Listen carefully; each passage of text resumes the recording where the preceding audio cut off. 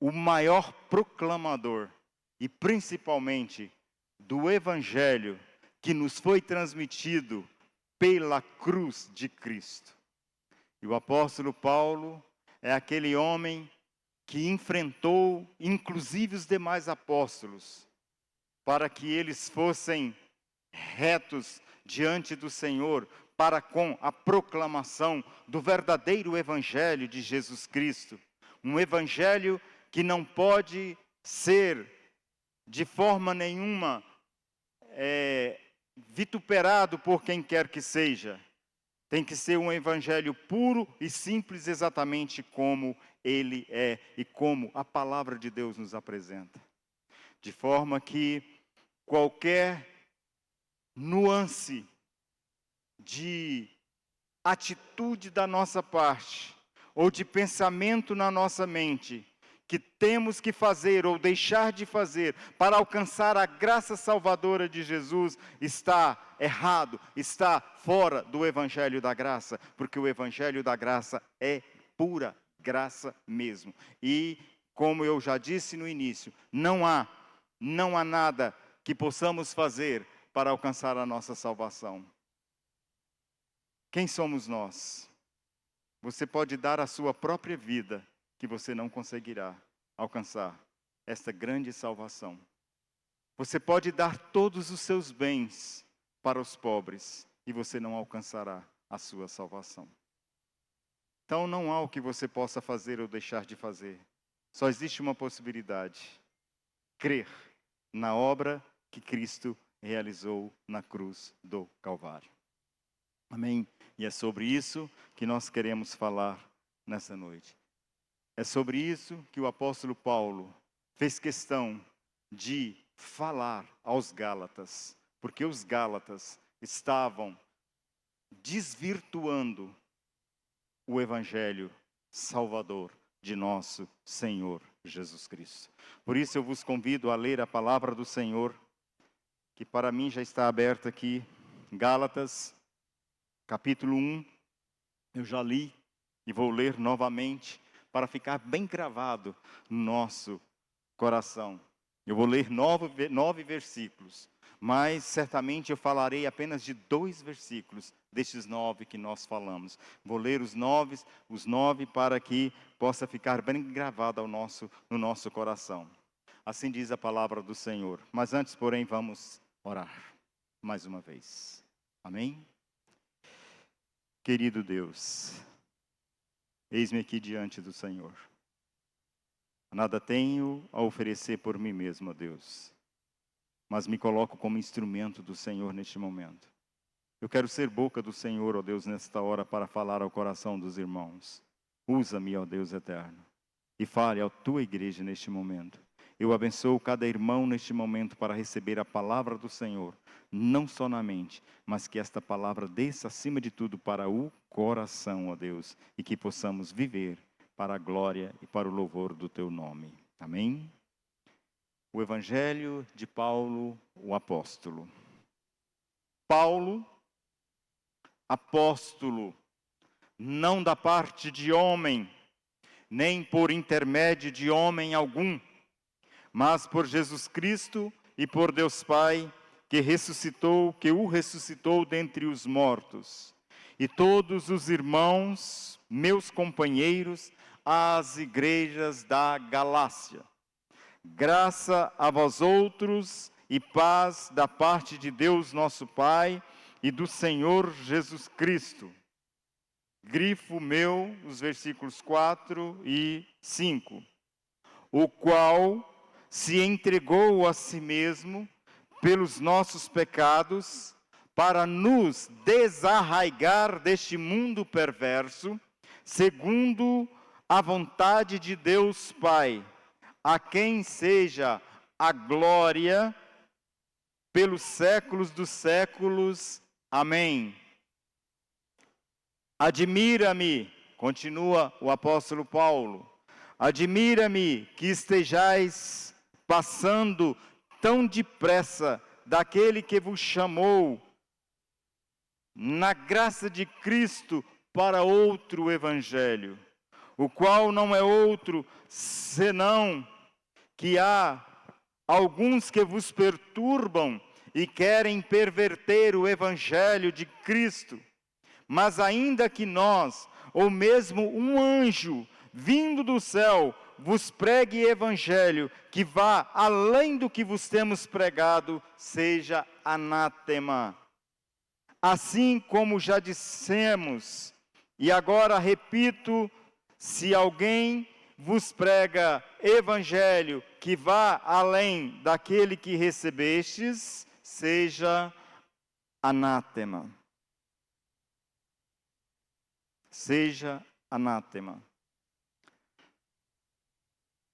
Nós percebemos, pelo início da carta de Paulo aos Gálatas, meus irmãos, que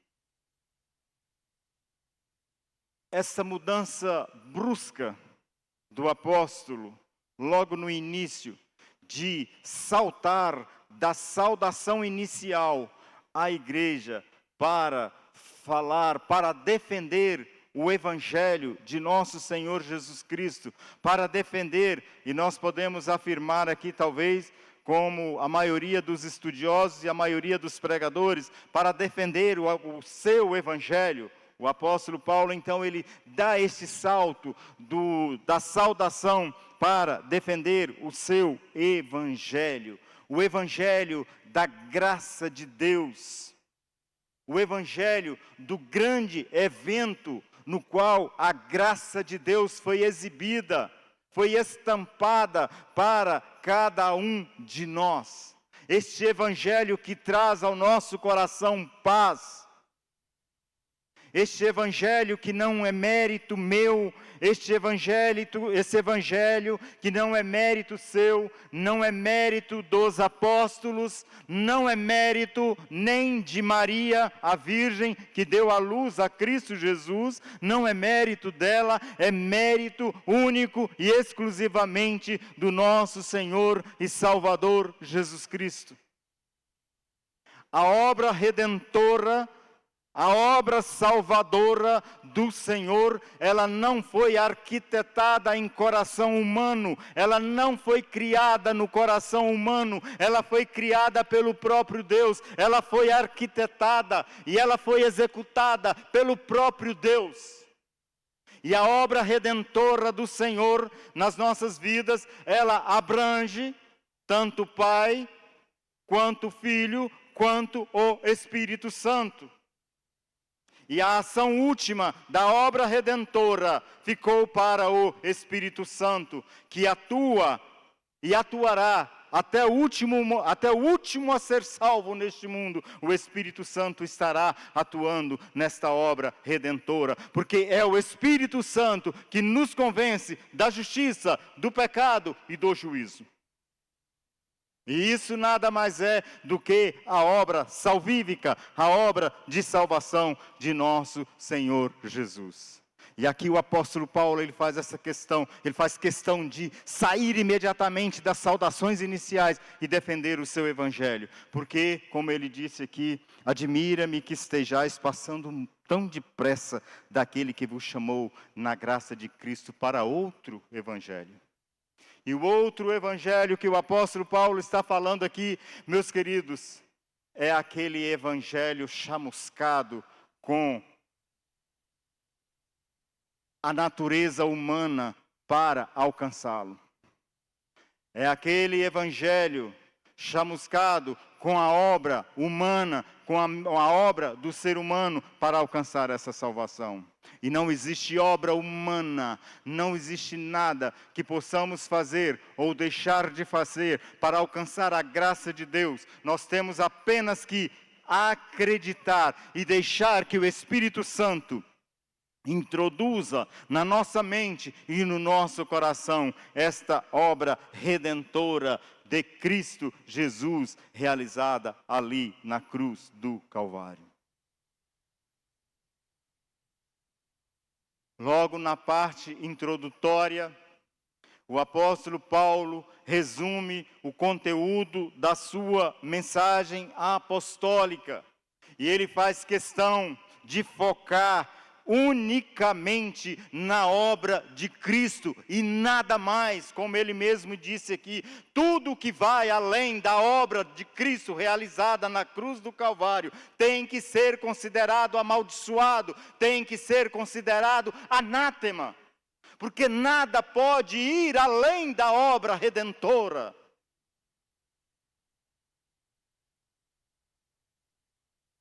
Nada pode ir além da obra redentora realizada na cruz do Calvário. Exatamente por isso, eu fiz questão de destacar aqui, meus queridos, 3 entendimentos que são fundamentais para entendermos a obra redentora, para entendermos o Evangelho do apóstolo Paulo, o Evangelho que o apóstolo Paulo pregava. É aquele Evangelho que ele chega, por exemplo, para Pedro e diz: Pedro, por que você não continua honrando o nome de Cristo? Agora, porque está entre os judeus, você vai agir como judeu, desonrando a obra da redenção? Para com isso, meu querido. Seja homem, seja cristão. Mostra que você foi redimido pelo sangue de Jesus. E isso, o sangue de Cristo, a obra de Cristo não precisa ser misturada com mais nada.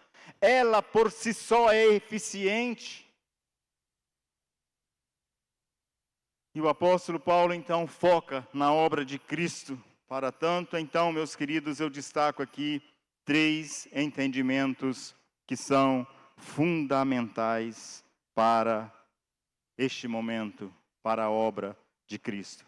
E o primeiro entendimento que nós precisamos ter, que está muito claro aqui no texto em que lemos no versículo 4. O primeiro entendimento é a respeito da natureza do sacrifício de Cristo.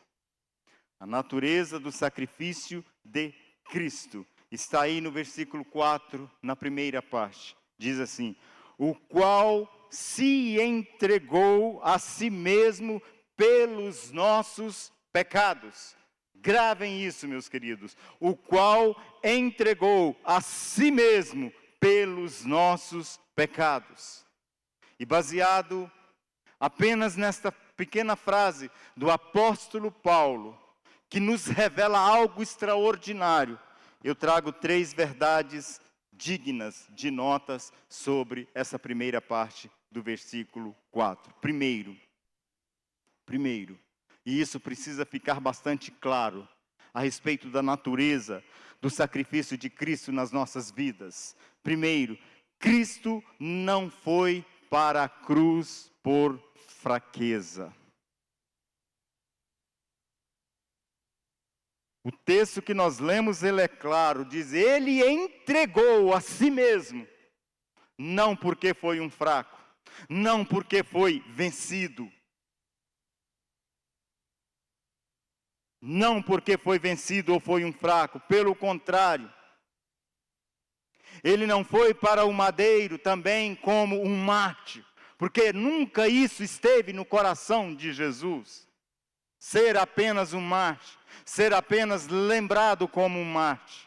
A obra redentora realizada na cruz do Calvário, e Cristo sabia disso, ela tinha que ecoar por todos os tempos, ela tinha que ecoar para o passado, para o presente e também para o futuro. A obra redentora de Cristo não ecoa apenas neste mundo, ela ecoa na eternidade, tanto no céu quanto no inferno. A obra de Cristo, ela é respeitada, porque Cristo não morreu na cruz do Calvário por fraqueza. Ele não foi pregado no madeiro para ser um mártir. Ele não foi morto na cruz do Calvário simplesmente porque Judas o traiu, muito menos porque Pilatos o sentenciou covardemente. Ele foi à cruz do Calvário, como diz o texto, esta pequena frase que nós lemos do versículo, da primeira parte do versículo 4, ele foi ao Calvário porque entregou a si mesmo. Entregou a si mesmo. Ele foi crucificado, entenda isso, Porque Ele se entregou voluntariamente por amor a mim e por amor a você.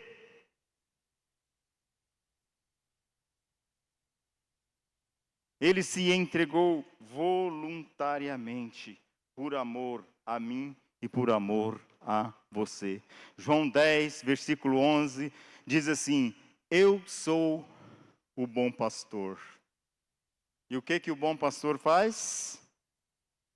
Dá a vida pelas ovelhas. Foi exatamente o que Cristo fez por nós. No versículo 17 de João, ele diz assim, ó: por isso o Pai me ama, porque eu dou a minha vida para a reassumir. Ninguém a tira de mim, pelo contrário, eu espontaneamente a dou.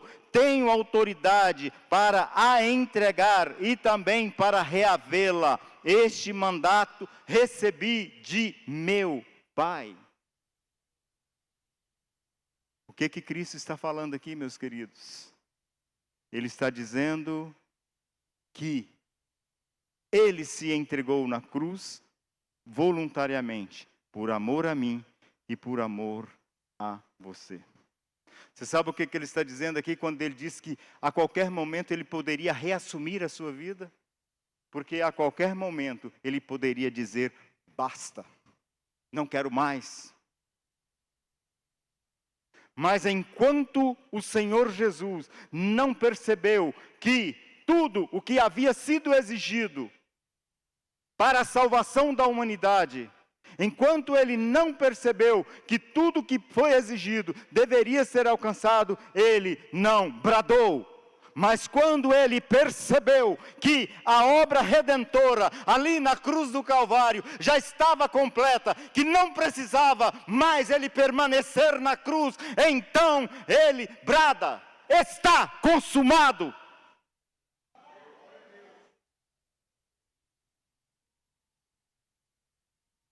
Está consumado. Não preciso mais permanecer na cruz. O que precisava ser feito, eu fiz.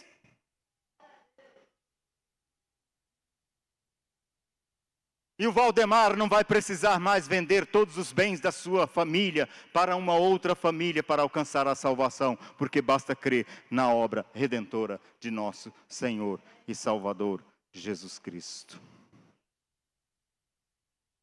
Amém? Glória a Deus. Em segundo lugar, uma segunda verdade, foi uma morte em favor de alguém. Cristo não morreu uma morte particular, Cristo não morreu uma morte para si mesmo, mas a morte de Cristo na cruz do Calvário foi uma morte substitutiva. Ele estava morrendo, e Ele morreu ali na cruz do Calvário, no meu e no seu lugar.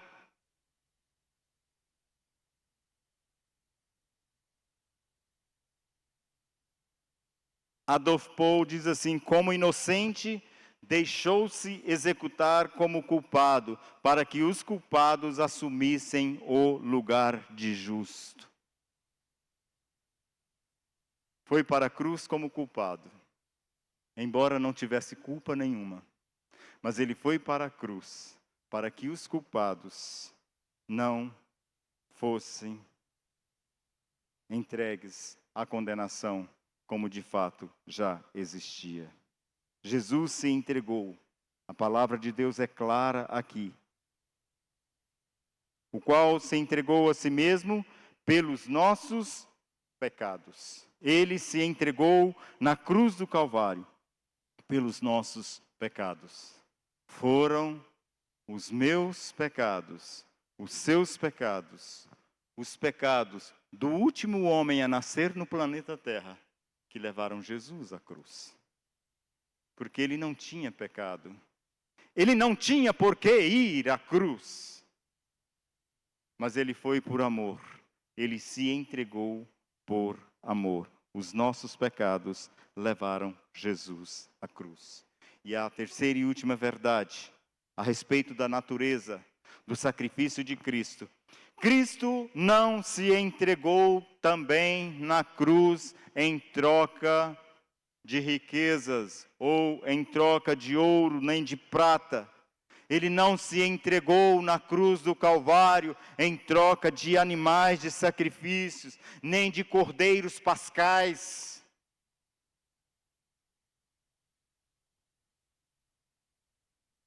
Ele não se entregou na cruz por anjos, mas ele se entregou na cruz por ele mesmo. Ele não se entregou na cruz por uma coroa de ouro. Acho que a expressão é crivada, de pedras preciosas, essa expressão, não é? Crivada de pedras preciosas. Ele não se entregou na cruz do Calvário por uma coroa de ouro. Cravada, muito obrigado, Cida, cravada. Ele não se entregou na cruz do Calvário por uma coroa de ouro cravada de pedras preciosas. Pelo contrário, a coroa que deram a ele perfurou a sua cabeça e fez com que sangue do seu corpo descesse por todo o seu rosto para a barba, não a barba de Arão, mas a barba de Cristo. E o sangue então molhou todo o seu rosto. Essa foi a cruz que ele recebeu. Essa foi a cruz que ele recebeu. Ele não foi à cruz por um reino, nem por nossa santidade, nem por justiça.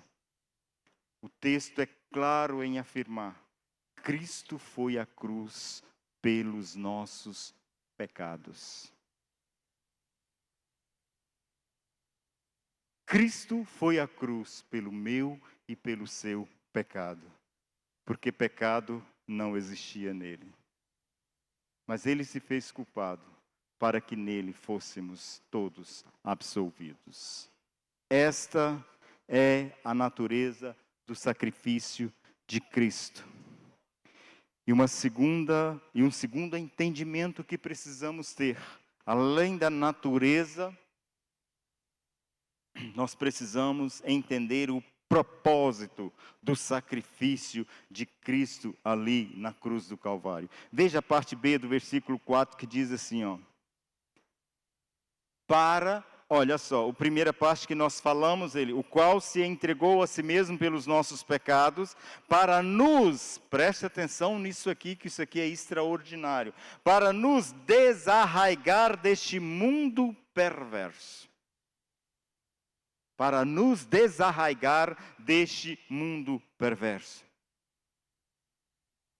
O apóstolo Paulo aqui deixa claro que a morte de Cristo ali na cruz do Calvário, ela teve um propósito definido. Se não vejamos, primeiro, ele se entregou à morte de cruz para nos desarraigar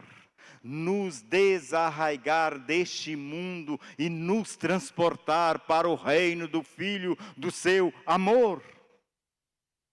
É por isso que nós fazemos questão, e essa igreja faz questão, de que os seus membros entendam isso. Nós não somos deste mundo. A nossa pátria não está aqui. Nós viemos dele e para ele iremos retornar.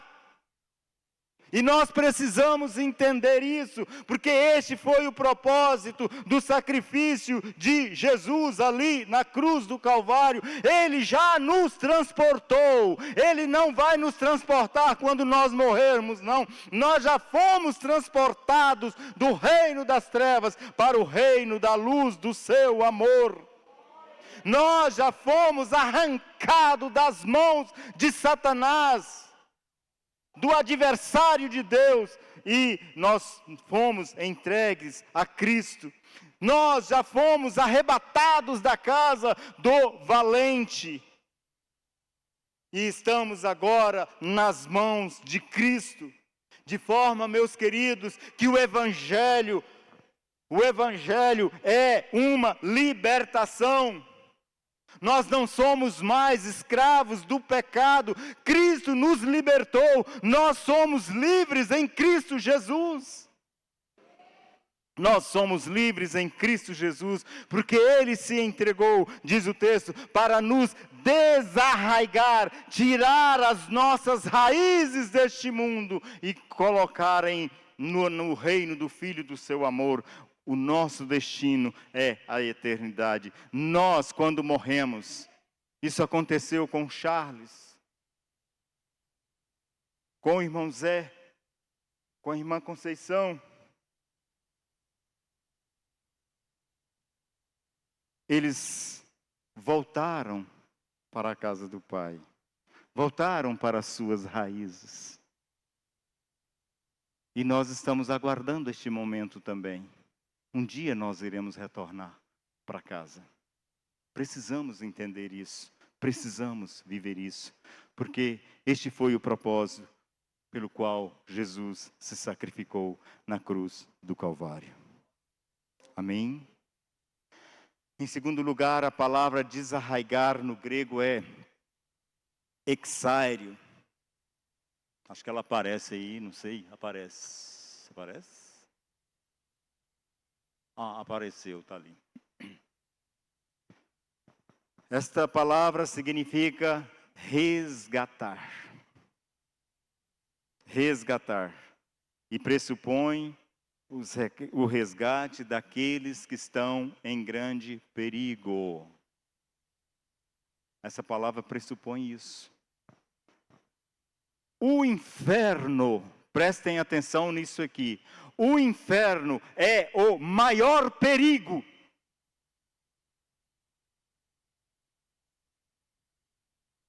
Que está não mais diante de nós, mas ainda diante de muitos por aí.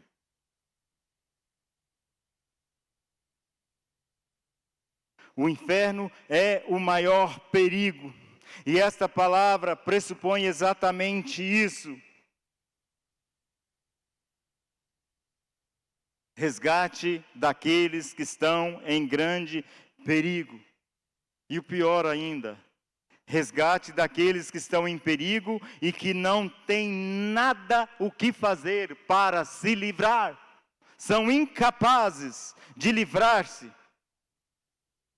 desse grande perigo. Assim éramos nós, antes de receber a Cristo como nosso único e suficiente Salvador. E não para por aí não. É o resgate daqueles que eram inimigos. Porque é exatamente isso que nós éramos. Antes de ser alcançados pela graça de Cristo, nós éramos inimigos da cruz. Nós éramos inimigos. E não tinha nada o que fazer para nos livrar disso. Por isso, o resgatador vem. Por isso nós podemos afirmar, sem medo de errar, o resgate de Cristo que Ele fez por nós foi puramente por amor. O amor foi tão grande no coração de Deus, que desencadeou no coração de Deus a misericórdia. E a misericórdia trouxe a ação de Deus sobre nós, enviando Jesus para morrer no nosso lugar. Nós que éramos inimigos, nós que estávamos totalmente perdidos e não tinha o que a gente fazer para alcançar a salvação. Por amor, Deus enviou Jesus para morrer no meu e no seu lugar. Por isso que o mundo inteiro, as religiões do mundo inteiro proclamam que esse é o verdadeiro amor. E aqui eu não entendo, viu, pastor Pedro, por que faltou alguns homens na reunião de ontem? Porque talvez ainda não entendeu o propósito do sacrifício de Cristo na cruz do Calvário. Não entendi porque alguns homens vieram sem suas famílias, já que era um compromisso que ele estava assumindo com a família.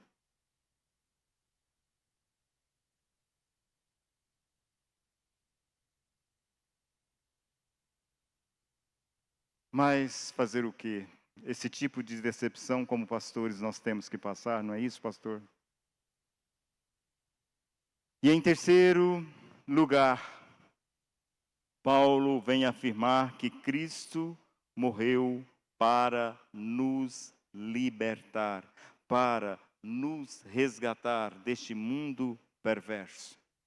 E aqui a palavra mundo que aparece aqui, meus queridos, não é a palavra cosmos, é a palavra aionos. A palavra aionos aqui para mundo dá a ideia de mundo em movimento. Mundo em movimento.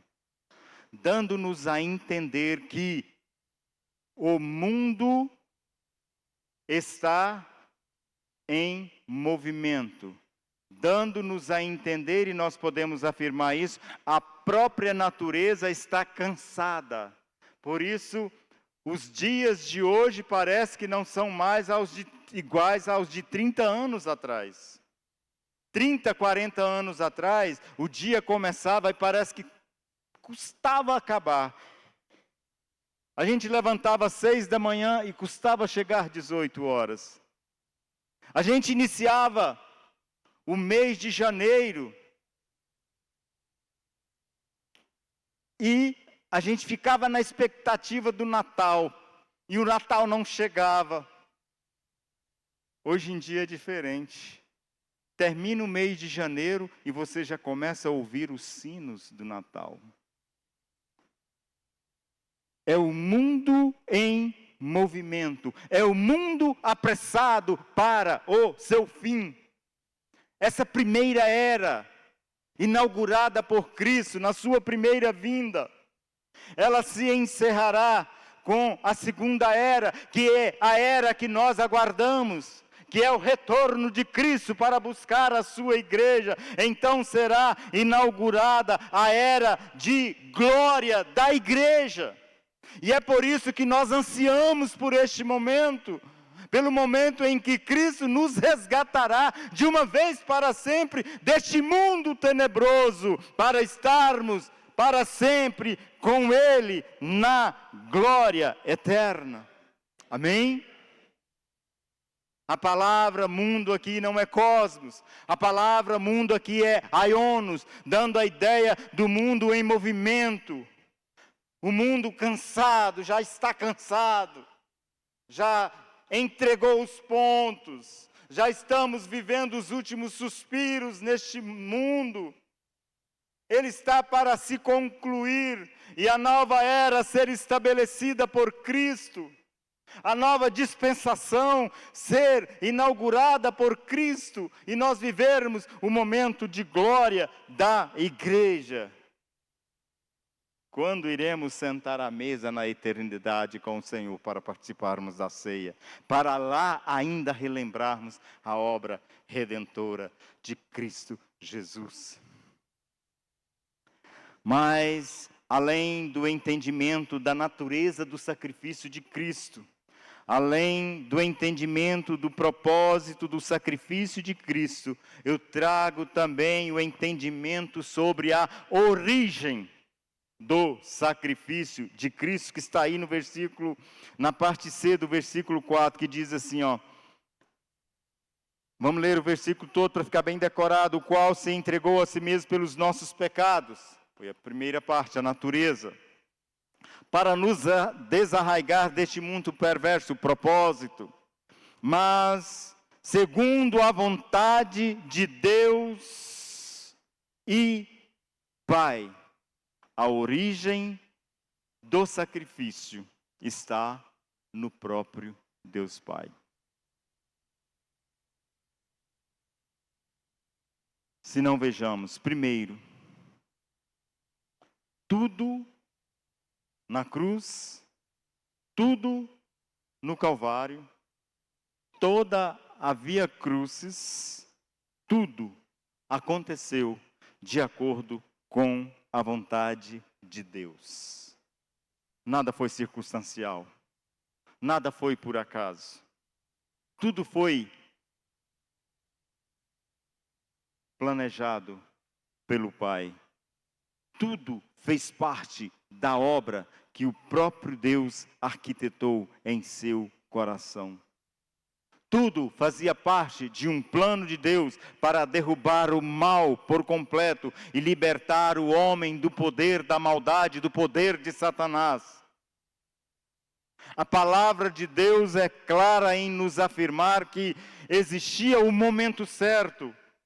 Inclusive a expressão usada pela palavra do Senhor é a plenitude dos tempos. A plenitude dos tempos chegou há mais de 2000 anos atrás. E Cristo, e Deus, em Cristo Jesus, resgatou para si a humanidade. E os Gálatas, de acordo com o apóstolo Paulo, tinha que entender que este evangelho puro e simples do Senhor não podia ser chamuscado com mais absolutamente nada. Nada poderia ser acrescentado a este evangelho, a esta obra. Não existe boas obras, não existe eu ajoelhar em pedras aqui e ficar o tempo todo ajoelhado, sangrar o meu joelho por isso, não. Não adianta eu pegar um azorrague com pontas de aço e ficar batendo o meu corpo. Porque a obra da redenção não é minha, é dele. E isso precisa ficar bem entendido no nosso coração. Eu tenho uma algeriza muito grande quando eu encontro pastores, e eu já encontrei.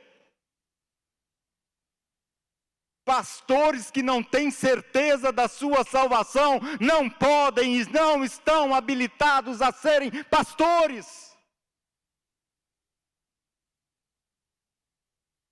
E infelizmente eu já encontrei pastores que não têm certeza da sua salvação. A vontade que dá é de falar para essa pessoa, você está no lugar errado. A vontade que dá de falar para essa pessoa, você volta para o mundo, lá é o seu lugar.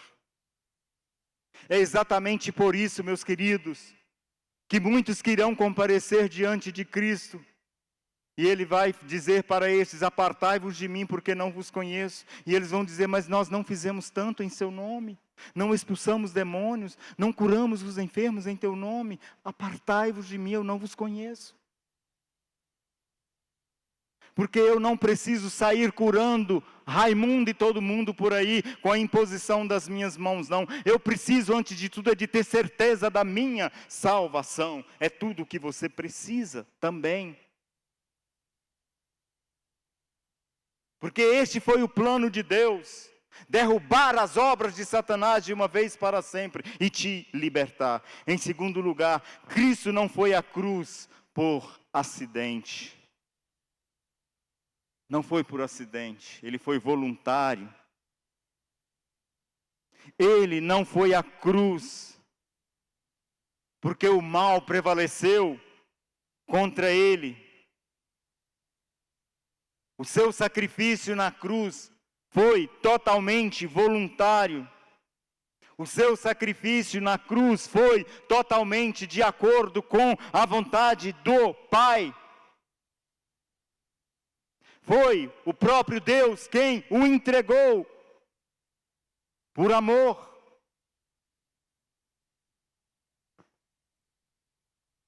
Foi o próprio Deus quem o entregou por amor. De forma que a origem do sacrifício de Cristo não está somente nele, mas está também no Pai, como diz o texto que nós lemos. Segundo a vontade do nosso Deus e Pai. Isso significa que Deus, em terceiro e último lugar, Deus estava em Cristo Jesus, resgatando o homem. Segundo aos Coríntios, versículo 5, capítulo 5, versículo 19, assim, a saber, olha só o que o versículo 19 nos fala. A saber que Deus Pai, estava em Cristo reconciliando consigo o mundo, não imputando aos homens as suas transgressões, e nos confiou a palavra da reconciliação, a saber que Deus estava em Cristo reconciliando consigo o mundo. Deus estava em Cristo. Isso quer dizer, meus queridos, que o amor de Deus não poupou a Jesus, seu Filho. Não poupou, mas também não poupou o Pai. Aqui nós podemos afirmar, sem medo de errar, que Deus sofreu. Deus Pai sofreu juntamente com Cristo no momento em que Ele estava na cruz.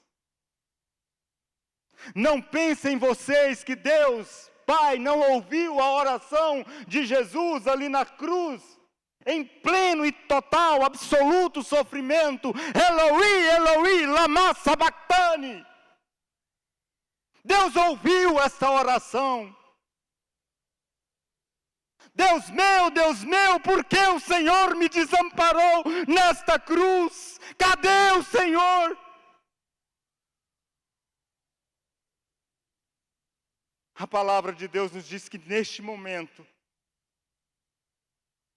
para Deus não intervir naquele momento, Deus Pai não intervir, a palavra de Deus nos diz que Ele virou o rosto.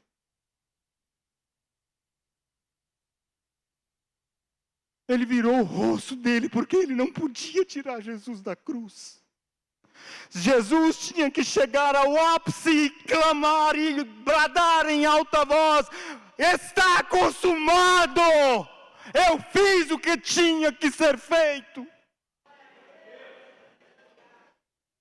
É por isso, meus amados, que nós não podemos acrescentar nada a esse evangelho, a esta obra redentora.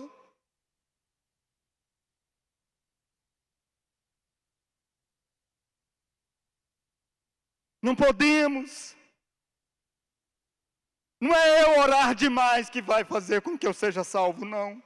Não é eu orar de menos que vai fazer com que eu seja salvo, não. É eu crer, aceitar e receber a obra redentora que fez Cristo sofrer no Calvário. Mas não apenas Cristo, o Pai também sofreu.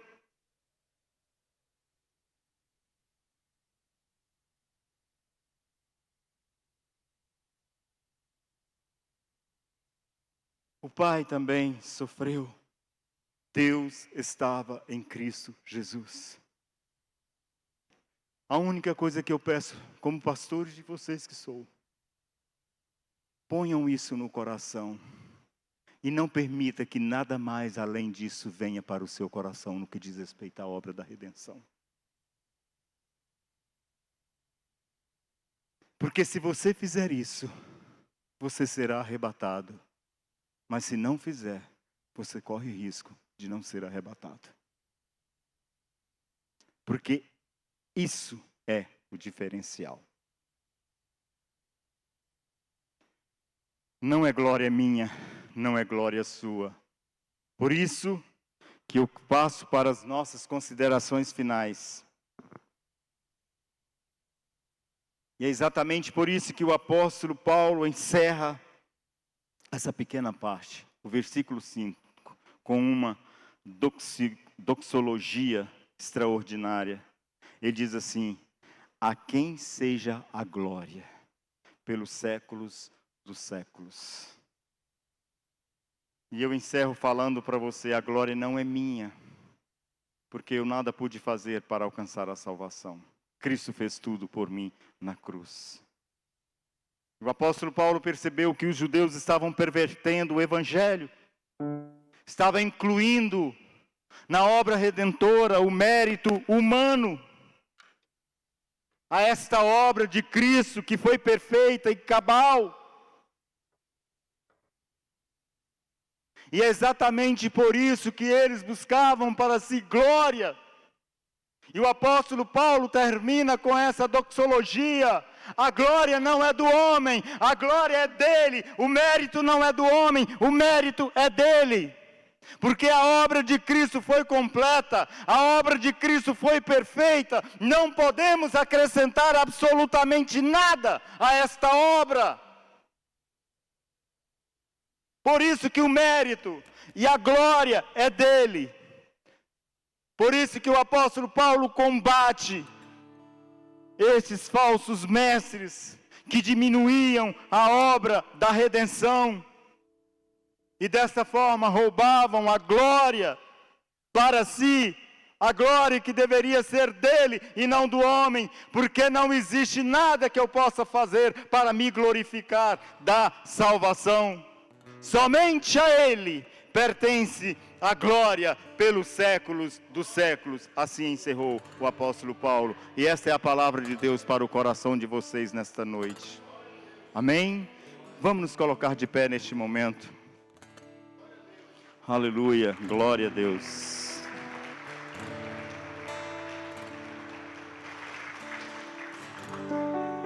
Aleluia, Jesus. Bendito seja o teu santo nome. Querido Deus, ore ao Senhor neste momento. Você que participou da ceia do Senhor, que não participou, ore ao Senhor neste momento. Louve ao Senhor por tão grande salvação, por esta obra redentora realizada na cruz. Muito obrigado, Senhor, porque não há mérito em mim. Não há absolutamente nada que eu possa fazer ou deixar de fazer. O Senhor fez tudo por mim. A minha salvação foi gerada no coração de Deus por puro amor. Foi executada por Cristo Jesus na cruz do Calvário por puro amor. Exaltado seja o teu santo nome, Senhor. Glorificado seja o Senhor. Ao Senhor seja a honra, a glória, o louvor e a majestade por toda a eternidade. O meu coração é grato por tão grande salvação, ó Deus. Muito obrigado, meu Pai. Muito obrigado. Aleluia, Jesus.